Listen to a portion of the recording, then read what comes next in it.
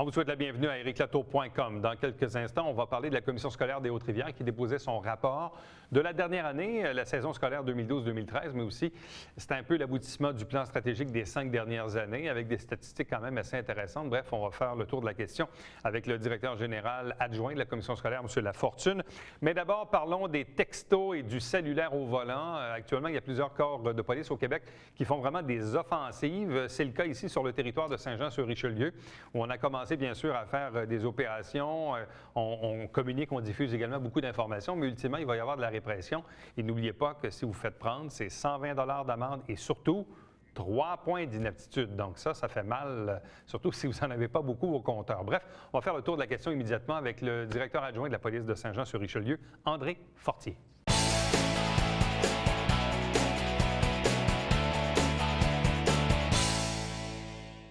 Vous savez que l'un des plus grands fléaux sur nos routes en ce moment, c'est bien sûr le fameux téléphone cellulaire. Il n'y a pas à dire, il y a quelques années, c'était presque normal que de conduire avec l'appareil. Puis après ça, les Bluetooth sont arrivés, les dispositifs main libre. Et les années ont suivi, certains se sont conformés, d'autres pas. Et là, aujourd'hui, il y a les fameux textos au volant, et ça, je pense que c'est encore pire que le téléphone en main. C'est une distraction totalement terrible. Et je pense que tous les corps de police au Québec se doivent de mettre l'accent là-dessus, et c'est le cas de la police locale de Saint-Jean-sur-Richelieu. Avec nous, le directeur adjoint, André Fortier. Bonsoir et bienvenue. Bonsoir. Il n'y a pas une journée, il n'y a pas une minute où je suis sur la route où je ne vois pas quelqu'un qui a un téléphone dans les mains, mais pas tant à l'oreille comme en train de texter. C'est incroyable. C'est exact. Et c'est ce qu'on a observé également depuis les dernières années, que ce soit au téléphone ou en textant, et ce qui est encore beaucoup plus dangereux. Bon, et moi, évidemment, je fais la route tous les matins Saint-Jean-Montréal parce que mon travail principal est à Montréal, donc je suis un usager de la 10 et du pont Champlain. Évidemment, quand on est pris dans le trafic et qu'il y a les voies d'accotement, très souvent, je vois les autopatrouilles de la Sûreté du Québec qui passent tout doucement. Et là, évidemment, on ne les voit pas venir dans les rétroviseurs et qui regardent ce que les gens font. Et je vous dirais qu'à chaque matin, moi, je vois au moins 2-3 arrestations. Mais là, on est dans une situation où on est dans le trafic. Quand on est dans une ville comme Saint-Jean-sur-Richelieu, de quelle façon peut-on s'y prendre pour être capable de vraiment, parce que ça prend un contact visuel. Il faut vraiment que l'agent ait un contact visuel avec la personne qui est en infraction. C'est bien ça? Tout à fait.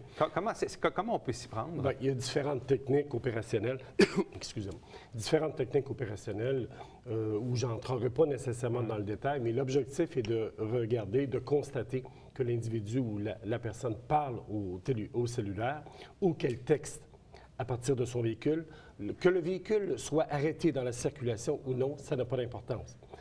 Donc, c'est pas parce qu'on est... Parce que des fois, les gens se disent « Ah, bien là, c'est pas grave, je suis pris dans le trafic, là, je bouge pas, je suis pas dangereux, donc quand bien même je répondrai à un petit texte, c'est pas très grave. » Non, c'est la même offense. En fait, pour les fins d'information, l'article 439.1 du Code de sécurité routière, et c'est important de bien comprendre ça, dit clairement qu'il est interdit à toute personne qui conduit un véhicule automobile de faire usage d'un appareil technologique avec une fonction téléphonique. Et l'article 439 va encore beaucoup plus loin, de sorte qu'elle présume, la loi présume que si on a un téléphone en main, on en fait usage. Alors, il y a une seule exception à cet article-là, ce sont les conducteurs de véhicules d'urgence dans le cadre de leur exercice. Alors, que le véhicule soit arrêté dans la circulation ou quoi que ce soit, ou en circulation, c'est la même offense.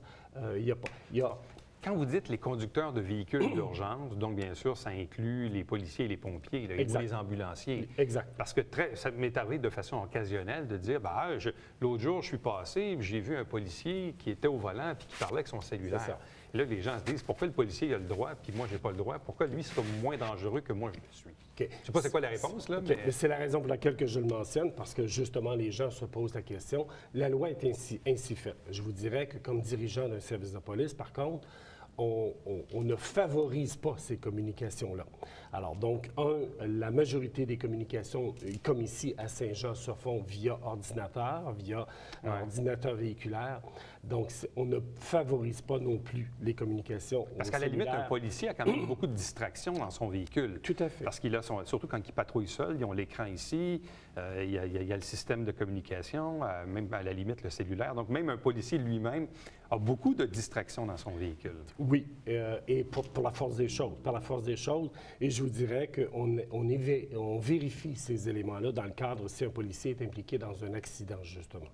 Parce que en fait, que ce soit un cellulaire ou un texto, c'est vraiment une source de distraction importante. Bon, si on va être dans la pleine légalité, que doit-on faire? Parce que la vaste majorité des véhicules commencent maintenant à avoir des systèmes main-libres, Bluetooth, là, intégrés, même au volant avec les boutons. Mais qu'est-ce qu'on fait avec l'appareil? Est-ce qu'on doit le laisser absolument hors de portée? Est-ce qu'on peut le mettre sur le banc d'à côté? Est-ce qu'on peut l'installer dans le pare-brise? C'est quoi, dans le fond, qu'est-ce qu'on a le droit puis qu'est-ce qu'on n'a pas le droit? OK. Bien, ça dépend de la technologie que vous avez. Il y a beaucoup de véhicules où le système de réponse est intégré.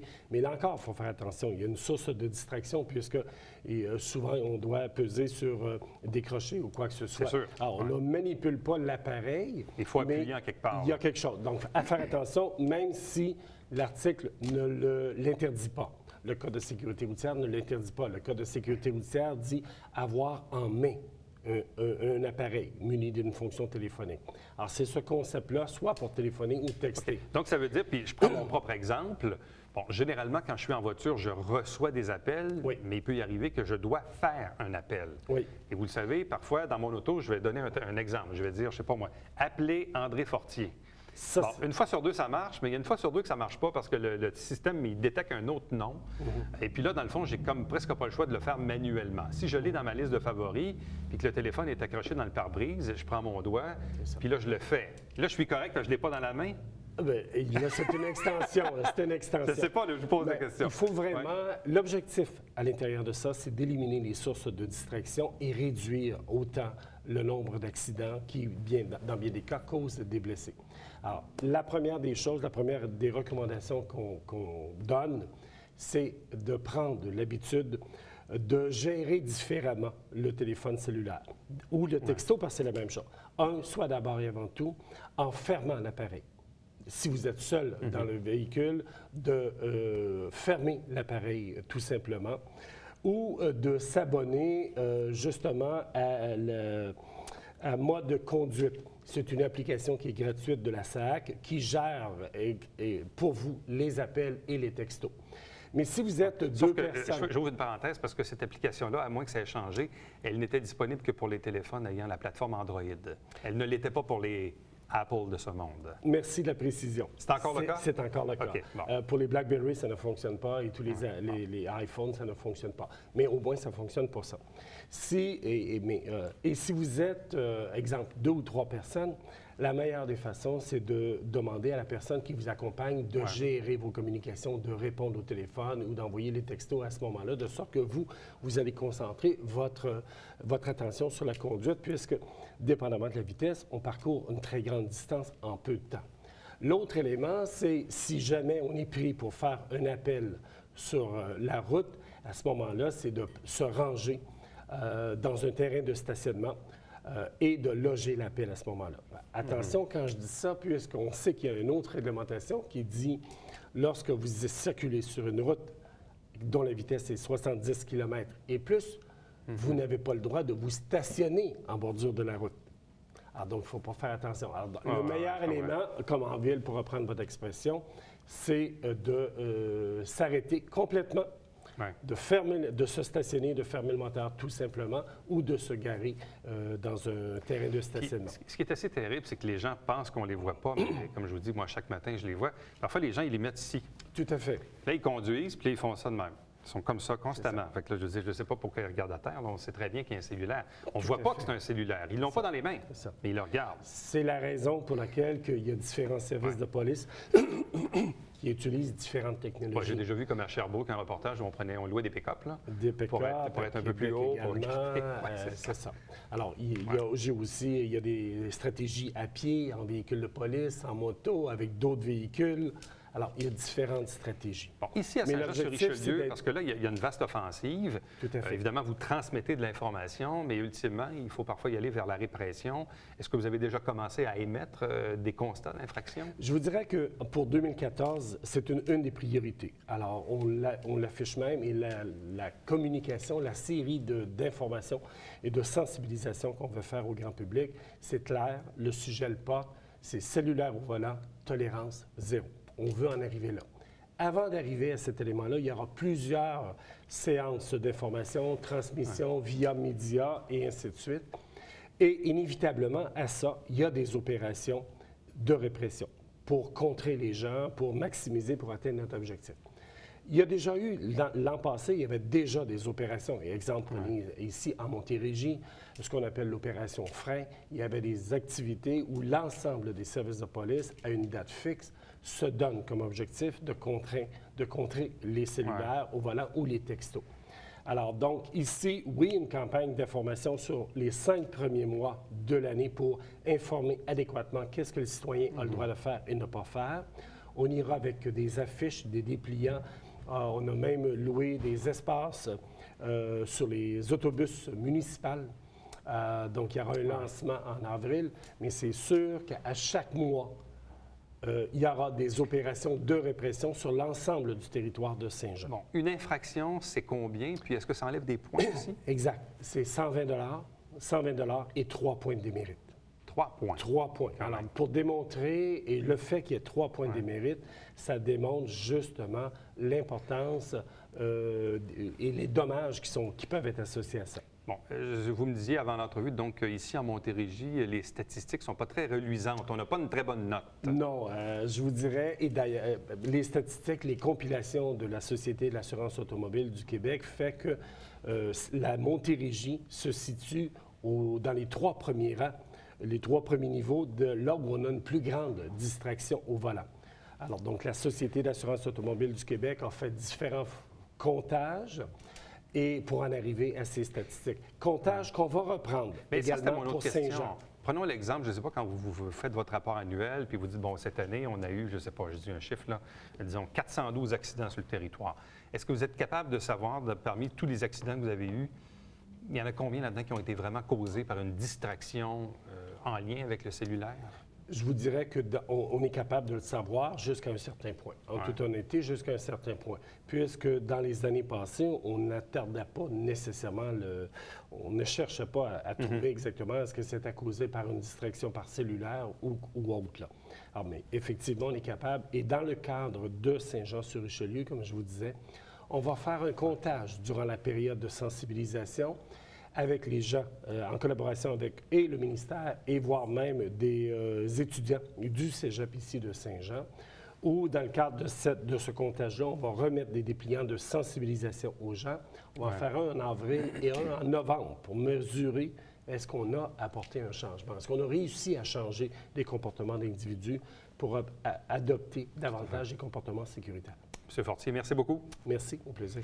Restez avec nous. Au retour, on vous parle du rapport annuel de la Commission scolaire des Hautes-Rivières.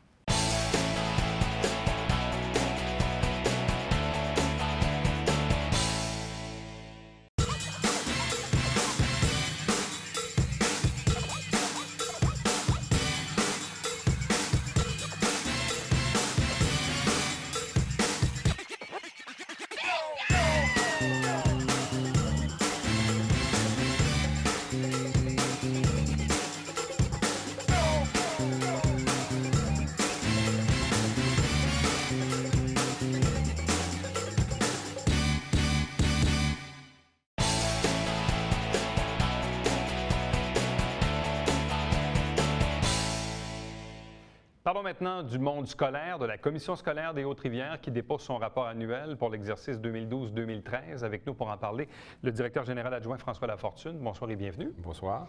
Bon, évidemment, c'est un moment important parce que pour une organisation comme la vôtre et pour les directeurs, ça permet de fermer la boucle, de voir un peu ce qu'on a fait, voir si les plans d'action ont fonctionné. Bref, si on regarde ça d'ordre général, est-ce qu'on a connu relativement une bonne année 2012-2013? Je vous dirais toutefois une information particulière, c'est que cette année, le rapport annuel s'inscrit dans une dynamique particulière.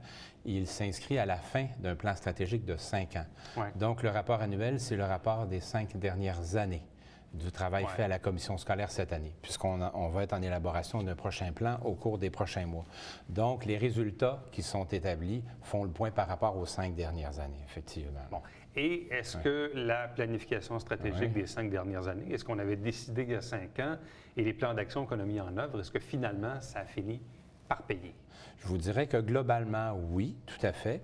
Puis à cet égard-là, puis on pourra en parler là, à un autre moment, mais cette année, on a mis en place un sondage d'envergure pour aller chercher effectivement l'information à l'égard de ce qui a été payant à l'égard de ce plan stratégique-là, au niveau de l'ensemble des orientations. On a eu 16 000 répondants. À l'égard, c'est beaucoup. Et ça nous a donné un portrait quand même assez complet par rapport à l'évolution de notre commission scolaire. Puis je vous dirais, pour la majorité des données, effectivement, il y a eu une évolution positive. Il y en a d'autres où il y a encore du travail à faire, ça, on le reconnaît. Là, bon. Parlons d'abord du taux de persévérance scolaire, où on dit que le taux de décrochage est passé de 23,8 à 21,7, donc une baisse de 2,1 parce qu'on le sait, pendant un certain nombre d'années, dans les années 80-90, le taux de décrochage faisait ça. Ça devenait très, très, très inquiétant. Et là, on a réussi à arrêter Tout à fait. C'est dû à quoi? Qu'est-ce qu'on a fait? Bien, je vous dirais que globalement, depuis 7 ou 8 ans, c'est à peu près 1 point aux 2 ans qu'on a à peu près perdu en termes de décrochage. Donc, on a amélioré effectivement notre organisation à ce niveau-là. Je vous dirais plusieurs actions, notamment une offre de services diversifiée qui répondait davantage aux besoins des garçons, notamment. Ça, il y a cet élément-là. Je vous dirais aussi un rapprochement avec la communauté aussi. L'école ne peut pas se faire seule, donc il faut aussi s'associer à la communauté, le monde des affaires, le monde des entreprises. Il y a eu des programmes locaux qui ont été déployés dans ce sens-là, c'est clair. Ce qui a aussi été mis en place depuis quelques années, c'est qu'on a habilité l'ensemble des directions d'établissement à pouvoir suivre l'évolution de leur clientèle à partir de bases de données. Donc, d'y aller de façon moins aléatoire, mais de suivre. Puis, effectivement, on voit qu'il y a une problématique d'être capable de réagir aux besoins. On n'a pas encore atteint la cible souhaitée, mais il y a quand même une évolution positive à cet égard-là qui est quand même qu'il faut noter. Est-ce qu'on connaît la moyenne québécoise du taux de décrochage? On est autour de 19 à peu près. 18-19 nous, on est à 21,7 Donc, on a entre 2 et 3 là, de décrochage plus élevé que la moyenne nationale. Bon, parce qu'on sait qu'aussi en Montérégie, il y avait là aussi un taux de décrochage plus élevé. Plus élevé que la moyenne provinciale. Tout à fait, effectivement. Bon, vous avez fait référence notamment aux fameux garçons. Ça, on le sait depuis quelques années. On entend beaucoup parler de cette préoccupation. Comment on fait pour les garder plus longtemps à l'école, nos garçons, et que les cours s'adressent à eux? Oui. Bien, je vous dirais qu'il y a plusieurs stratégies possibles. Pour les garder à l'école, et ça, je vous dirais qu'il y a eu des éléments qui ont été déployés beaucoup ces dernières années, c'est la mise en place d'activités parascolaires, le sport à l'école, des activités sportives, artistiques et tout ça, ça aide les garçons, bien sûr. La mise en place des technologies de l'information aussi, une intégration à ça à l'enseignement, ça aide aussi. Je pense qu'une diversification des approches pédagogiques par les enseignants. Il y a encore du travail à faire, bien sûr, là, mais quand même, il y a eu une amélioration significative là-dessus. Bon, parlons des épreuves de français de secondaire 5. Oui, ça va très bien. C'est souvent la bête noire de beaucoup d'élèves. Oui, alors que chez nous, ça va très bien. Bon, et ça, on dit chez nous, donc, on est par à rapport 88 à 88 alors que la moyenne nationale, on est autour de 80 Donc, c'est donc dire chez nous, le parcours pour certains élèves est difficile, mais quand on réussit à amener nos élèves jusqu'au bout, ils performent mieux que la moyenne nationale. Donc ça veut dire qu'il ne faut pas qu'ils décrochent. Là. Voilà, tout à fait. Donc si on est capable de les garder, ça va bien. Puis qu'ils se rendent jusqu'au secondaire 5, tout à fait. Le taux de réussite de l'épreuve de secondaire 5 en français est bon. Exactement. Puis il y a eu un travail aussi important qui a été fait au niveau de la lecture chez les tout-petits au primaire depuis quelques années aussi, parce qu'on sait que ça se prépare en amont, la réussite du français. Et ça aussi, là, on voit des résultats déjà même au primaire aussi, de taux de réussite élevé. Je parlais de bête noire, il y en a une autre, c'est les mathématiques. Je ne le vois pas, proprement dit, dans le rapport annuel. Est-ce que ça reste encore une difficulté chez beaucoup d'élèves de réussir ces mathématiques? Bon, je vous dirais, bien, il y a eu quand même la mise en place de nouveaux parcours de mathématiques depuis quelques années, plus adaptés au type de profil de clientèle. Il y a encore des zones de difficulté, si on le reconnaît, mais pas de façon majeure, non. Hausse des inscriptions à la formation professionnelle. On l'a vu même au niveau administratif maintenant, autant l'École des métiers que la formation de la polyvalente Arts-Martiaux, maintenant, c'est une seule unité administrative. Tout à fait. Donc, est-ce que ça aussi, au niveau stratégique, ça finit par donner des gains? Bien, en fait, même avant ça, c'est qu'il y a eu, je vous dirais, des stratégies vraiment agressives de développement de la formation professionnelle depuis quelques années chez nous. Il y a une augmentation quand même significative là, de plus de 200 élèves en l'espace de quelques années. Et là, on arrive à un point où il va falloir voir peut-être à relocaliser là, notre formation professionnelle ailleurs parce que nos établissements sont pleins. Oui, ça, je sais que votre directeur nous en a parlé oui, c'est à sa dernière entrevue, que là, le prochain enjeu, C'était peut-être, parce que c'est bizarre, parce que moi, j'étais là au moment où on a inauguré là, les rénovations à EPM, il y a, je ne sais pas, 10-15 ans peut-être plus que ça. Puis pourtant, ça m'apparaissait encore comme étant un établissement tout à fait... mais c'est ça, donc on est... Absolument. Tout à fait. On ne répond plus aux besoins de la clientèle et aux besoins des entreprises. Donc, il faut élargir, effectivement. Se trouver un endroit où on peut pouvoir élargir notre offre de services là-dessus. Parce que là, vous êtes saturé à EPM. Et à Rasco également. Et à Rasco également. Également, tout à fait. Tout à fait. Le fait d'avoir regroupé ces 2 points de service en un seul, donc on travaille avec une seule direction, c'est plus facile au niveau du développement puis de la vision à déployer, mais maintenant, il va falloir voir au niveau des infrastructures pour qu'on puisse effectivement accueillir le nombre d'élèves qui pourraient répondre aux besoins du milieu. Là. Ça veut dire qu'il y a des requêtes qui ont déjà été passées? On est plutôt dans la période d'analyse pour l'instant. Dans la période d'analyse? Oui, pour l'instant, oui. Avant de déposer un projet tout à fait. au ministère? C'est ça. On est là. Mais ça va venir, là? Éventuellement, oui. Sauf qu'en attendant, vous devez composer avec... Avec les locaux que nous avons. Tout à fait, effectivement. Oui. Est-ce que ça veut dire à ce moment-là, puis on le sait, là, il y a des jeunes qui doivent faire des choix, ça veut dire qu'il y a certains programmes qui sont peut-être plus contingentés? Tout à fait. Effectivement, oui. Je ne sais pas si un jeune veut devenir électricien. Oui. Je ne sais pas, mais il y a tant de places de disponibles. Exactement. Je sais pas, on en prend 20 sur 300. Là, on pourrait en prendre un peu plus, tout à fait. C'est ça. Donc, effectivement. Et l'analyse va permettre effectivement de confirmer ces éléments-là. Bon. Quand on essaie d'être plus efficient, d'offrir plus de services, des services plus adaptés à la clientèle, il y a aussi une donne qui est celle de l'argent, qui est celle des finances. On constate donc dans le rapport que sur le plan des finances, vous avez eu quand même un déficit opérationnel d'environ 3 millions, mais que vous avez épongé avec un surplus accumulé que vous aviez. Mais le surplus, ce n'est pas éternel. Je ne sais pas s'il en reste encore. Non. Peu. Donc, c'est clair qu'il va falloir aussi user là, de créativité pour travailler avec un niveau de ressources moins élevé dans l'avenir, assurément. Là. Bon, mais ça, c'est toujours le même défi. On l'avait dans une autre émission. On recevait la directrice générale du centre de santé là, qui fait face à un déficit opérationnel.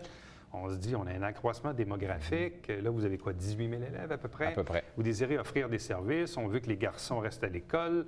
On veut un taux de décrochage qui est plus bas, etc. Donc, on a des ambitions qui sont intéressantes. Mais là, si l'année prochaine, vous ne pouvez plus piger dans le surplus, comment allez-vous couper 3 millions de dollars dans vos opérations sur un budget total de 190? Bon, pour l'instant, je ne peux pas vous donner de réponse. Il y aura une analyse qui sera à faire, puis c'est en fonction aussi des paramètres budgétaires que le gouvernement nous donnera. Oui, ça, c'est aussi. l'autre affaire, ça. On est conscient que présentement, le Conseil du Trésor a besoin d'argent et on verra en fonction des résultats des paramètres financiers qui nous seront octroyés éventuellement. On verra quelles seront les stratégies qu'on regardera. Puis on sait, là, je ne vous embarquerai pas là-dedans, il y a l'autre débat politique sur les taxes. Puis, oui, puis il y a un comité d'experts qui a été mis de l'avant puis qui devrait donner son rapport quelque part au mois de mai. On verra en fonction du gouvernement qui sera en place à ce moment-là. Oui, il y a un risque d'élection assez important. En fonction de ça, on verra quelles seront les sauf qu'en même temps, ça a un impact parce que, bon, j'en discute avec votre présidente, Mme Bouchard, si effectivement la commission scolaire doit rembourser une certaine partie des taxes qu'elle a collectées, il y a des colonnes de chiffres qui balanceront pas. Non, c'est ça, effectivement. Puis un service minimum qu'on doit offrir pour assurer une qualité là, à la clientèle de notre secteur. Tout à fait. Bon, là, maintenant, vous avez dit que la planification stratégique est terminée. On doit maintenant en élaborer une nouvelle. Tout à fait. Vous avez aussi un nouveau directeur général qui est en poste depuis près d'1 an maintenant. Exactement. M. Blackburn. Donc, sans rentrer dans les détails, pour vous, c'est quoi l'objectif des 5 prochaines années à la commission scolaire? Est-ce que, premièrement, au niveau démographique, est-ce qu'on a des baisses? Est-ce qu'on a des hausses? Non, je vous dirais que la baisse de clientèle dramatique qu'on a connue au cours des 6 dernières années est terminée au primaire. Donc, il y a même une hausse. Au secondaire, on en a encore pour 2 ans, mais on est vraiment sur la fin de ça. Là.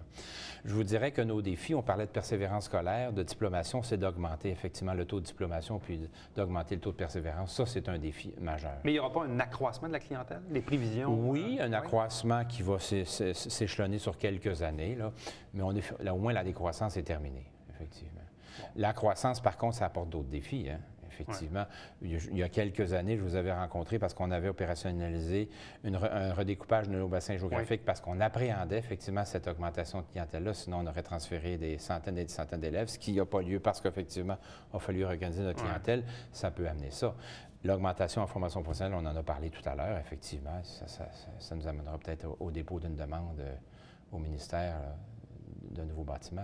Oui, pour l'éducation professionnelle. Voilà, c'est ça. Qui est rendu aujourd'hui quelque chose de très populaire et qui garde... qui répond aux besoins d'une clientèle, tout à fait. Là. Ouais. M. Lafortune, merci beaucoup. Bien, merci. Bonne continuation.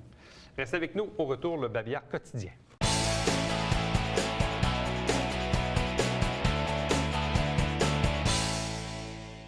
Le maire Michel Fecteau a accepté la présidence d'honneur du spectacle qui va se donner le dimanche 23 février à 15 h au Cabaret Théâtre du Vieux-Saint-Jean avec Bruno Pelletier et le Gros Orchestre. C'est pour souligner les 35 ans du ballet classique du Haut-Richelieu.